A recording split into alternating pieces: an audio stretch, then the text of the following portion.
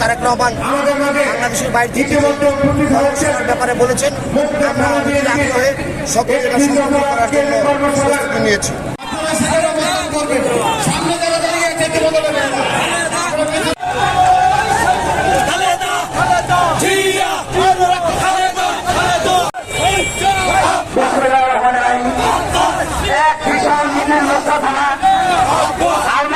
কিছু বলবো না, শুধু এতটুকু বলবো, আপনারা অতীতের যে নির্দেশনা দিয়েছেন মুগদা থানা যুবদল তা অক্ষরে অক্ষরে পালন করেছে, রাজপথে অবস্থান ধরে রেখেছে এবং তা প্রমাণ বহুতবার দিয়েছে।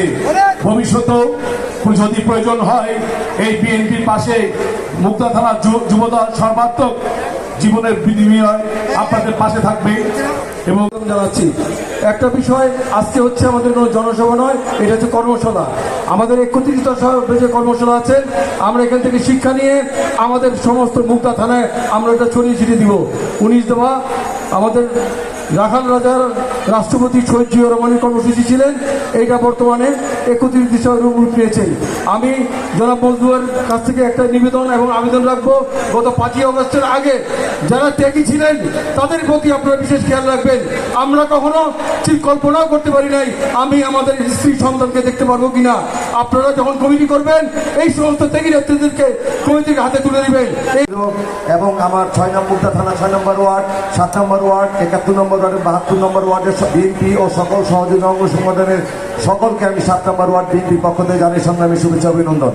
আজকে আমরা বক্তব্য দিব না, আমরা বক্তব্য শুনবো। তাই সকলের কাছে অনুরোধ, মুগদা থানা বিএনপি এবং সকল সহযোগী অঙ্গ সংগঠন আমরা সবসময় সুশৃঙ্খল ছিলাম, শক্তিশালী ছিলাম। আমরা সেই সুশৃঙ্খলতার পরিচয় আজকে আমরা দিব মহানগর নেতৃবৃন্দের সামনে। প্রতিটি ঘরে ঘরে পৌঁছে দেওয়া দেব এবং আমরা ধানের শীষকে সামনে যে নির্বাচন আসছে সেই নির্বাচন বিপুল ভোটে জয় করার জন্য আমরা এখন থেকে আগ্রহে যাব ইনশাআল্লাহ। এই বলে আমার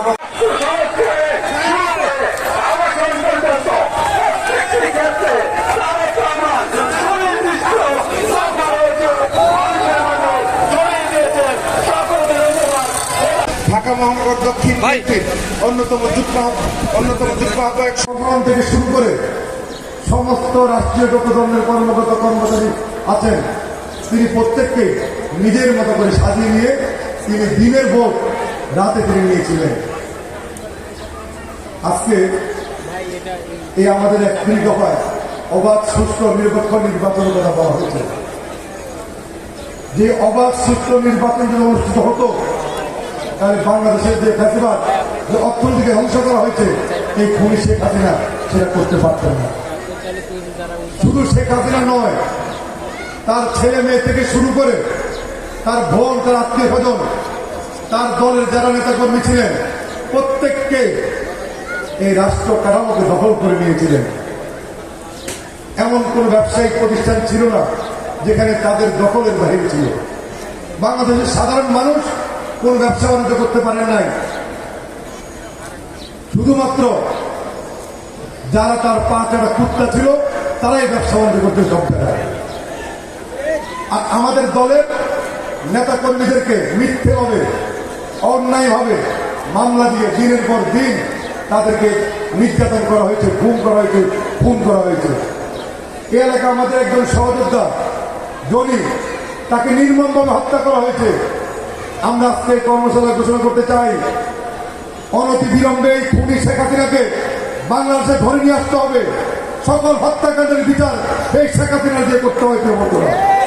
স্বাধীনতা আছে, কৃষক শ্রমিকের ন্যায্য মূল্যের কথা আছে, এটার মধ্যে ক্ষমতার ভারসাম্যের কথা আছে। সুতরাং আমরা যেন পৌঁছে দিতে পারি জনগণের দোরগোড়ায়।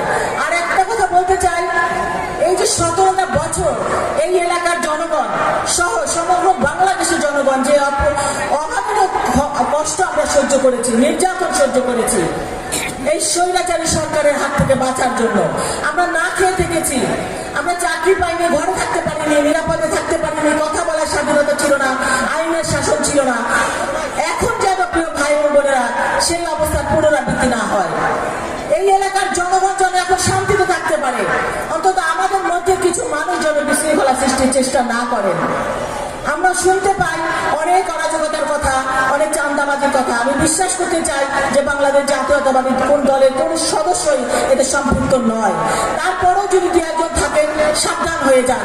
আমরা সবাই অনেক বড় বড় কথা বলি, কিন্তু আমার নিজের মধ্যে যদি সংশোধনের চেষ্টা না থাকে, আমি আরেকজনকে কিভাবে সংশোধন করব? সুতরাং আমাকে আগে নিজেকে সংশোধিত হতে হবে, তারপরে আমি আরেকজনকে বলবো। যে কাজটা আমি নিজে করবো সেটা আরেকজনকে করতে বলবো, যেটা আমি নিজে করবো না সেটা আমি আরেকজনকে করতে বাধ্য করবো না।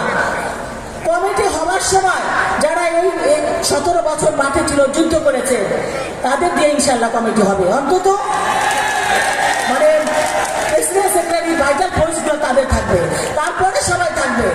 হোক সে প্রাতঃশ্রেণী শিক্ষায় শিক্ষিত অথবা স্বশিক্ষায় শিক্ষিত।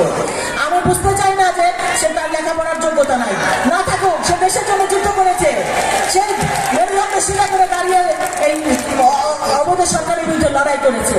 সুতরাং তার শিক্ষার যোগ্যতা অনেক পরে আসবে। হোক সে দেখতে অসুন্দর, সুন্দর যদি হবে, যদি মাঠে না আসে তাহলে সেই সুন্দরের কোনো যোগ্যতা নাই। আসল সৌন্দর্য ব্যবহারে, আসল সৌন্দর্য তার বলিষ্ঠ নেতৃত্বে এবং সাহসিকতায়।